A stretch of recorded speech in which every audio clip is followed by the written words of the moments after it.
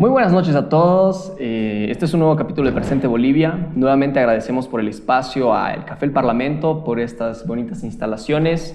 Bueno, hemos estado hablando un poquito acerca de las últimas noticias. Han sido análisis bien interesantes y todavía sigue la gente, bueno, los funcionarios de gobierno y los afines al arcismo en la Plaza Murillo. Y ahora vamos a hablar un poco de prospectiva. Yo sé que no es muy bueno hacer futurología y que los politólogos ese es el error que más nos dicen, no, ustedes no pueden decir qué va a pasar en el futuro, etcétera, pero sí podemos hacer análisis y escenarios prospectivos. ¿Qué viene ahora? Creo que voy a comenzar diciendo de que somos la generación que tiene la mayor responsabilidad política en mucho tiempo, casi en 50 años, porque como lo mencionaba Tupac, estamos definiendo por ese porcentaje que somos de 15 a 45, o mejor dicho, 35 años, somos un porcentaje muy elevado. 45. 45% en el padrón electoral. 45% del padrón electoral, entonces en nuestras manos va a estar definir la política boliviana, y lo digo a modo de reflexión a todas las personas que nos están escuchando, que están en ese intervalo de edad. Es tu responsabilidad lo que va a suceder con la política boliviana hoy.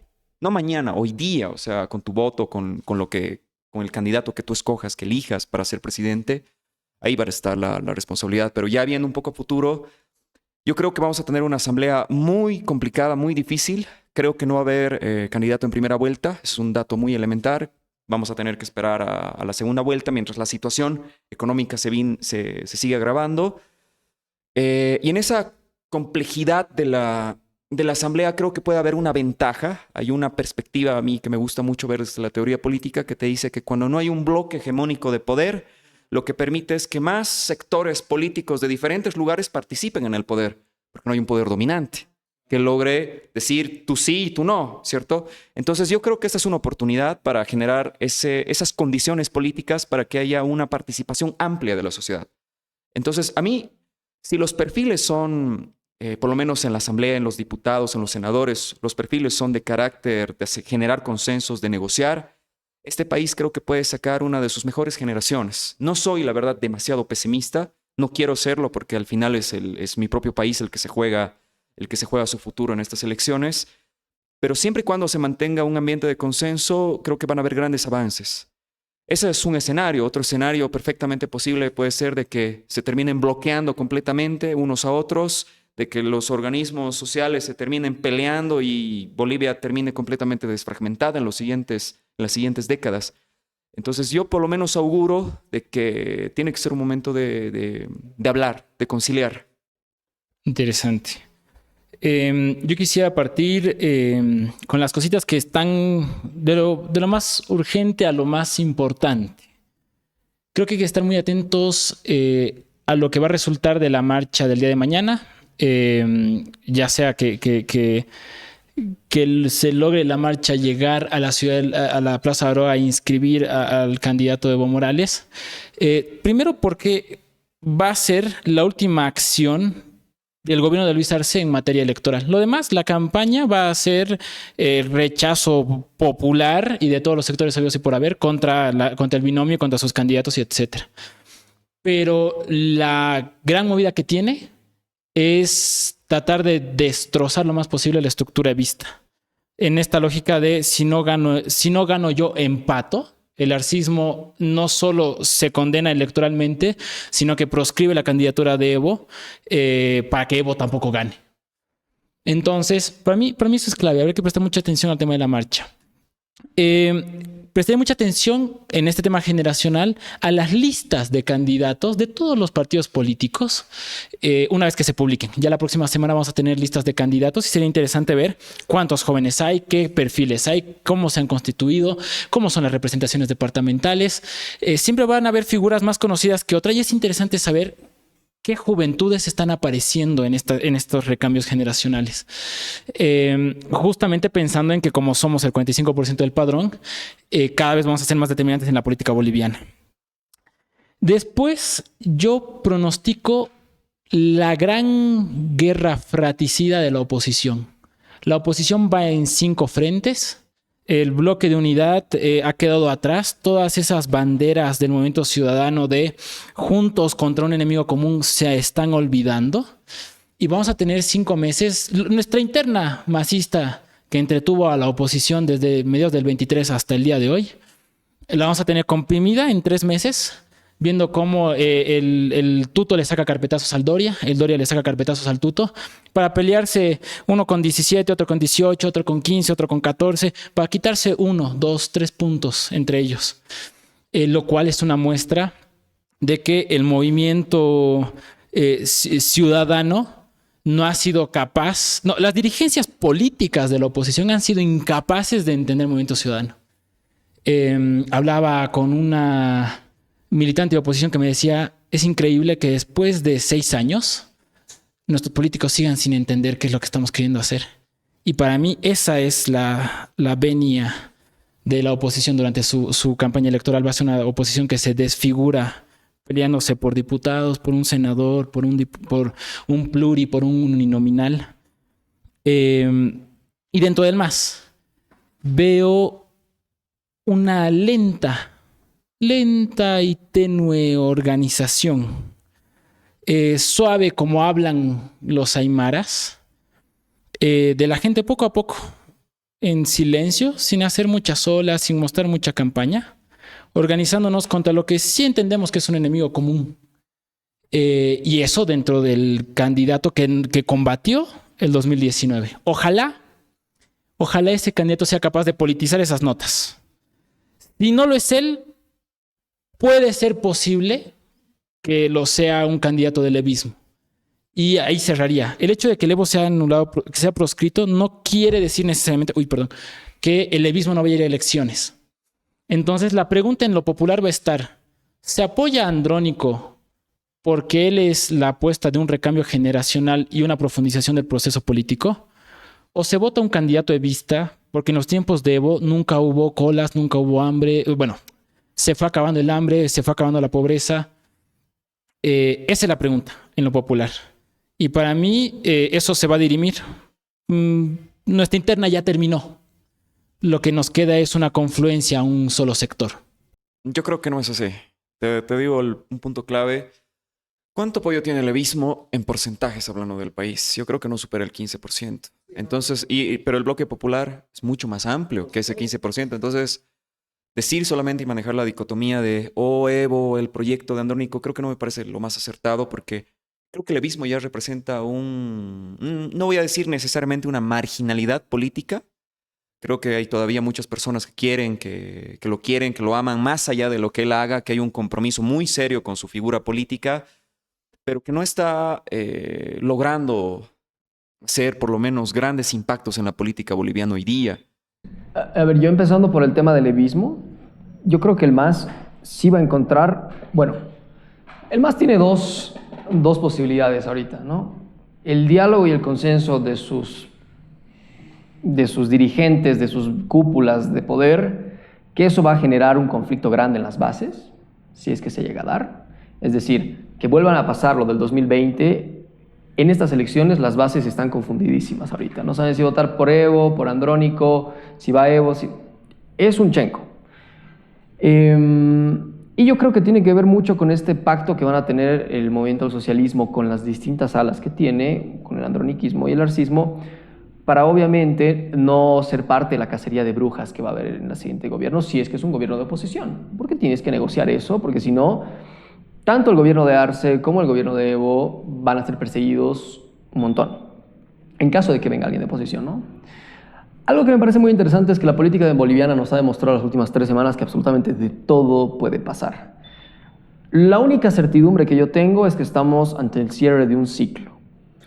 Estamos en el cierre de un ciclo generacional, de modelo, o sea, tienes todas las condiciones para las cuales vamos a tocar tanto fondo y vamos a necesitar nuevas participaciones políticas, nuevas estructuras políticas, nuevas maneras de hacer política, y eso es lo que más me motiva a mí y me genera muchísima más ilusión, digamos, de lo que podría pasar adelante en la política boliviana.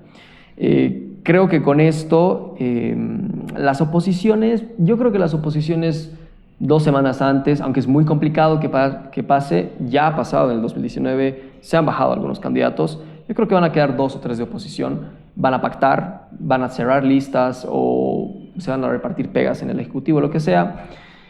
obviamente para que no vuelva, para que no gane el movimiento, para que no gane, digamos, Andrónico Rodríguez. Pero eso va a generar un monstruo muy grande, digamos, en cuanto a gobernabilidad, ¿no? Porque vas a tener gente de todo lado, y cuando tienes gente de todo lado en espacios de poder, es lo que está pasando con las listas, ¿no? Gente que se quiere matar por esos espacios de poder. Y eso va a ser muy complicado, porque la oposición lo que sí ha demostrado durante todo este tiempo es que no tiene la madurez política para gobernar este país, ¿no? Entonces la oposición se va a unir porque tiene que unirse para que no gane el otro, y eso se ha demostrado en diferentes elecciones. Y algo que mencionaba el Tupac, qué bueno que seas un poco esperanzador con la juventud. Yo sí creo, digamos, de que las listas de las siguientes elecciones van a ser fundamentales, ¿no? En cuanto a las legislaturas, ya sea diputados y senadores. Y lo interesante es que tú, futuro legislador, vas a estar aquí en esta mesa debatiendo con nosotros.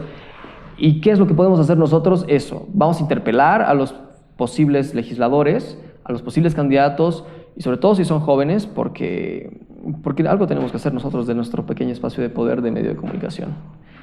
Pero bueno, no hay nada, no hay certidumbre. La verdad es que estas últimas 2 semanas yo he estado así súper explotado, digamos, de temas de política en la cabeza, y realmente me genera mucha incertidumbre y mucho miedo lo que viene hacia adelante, ¿no? Es un punto donde todo puede llegar a pasar.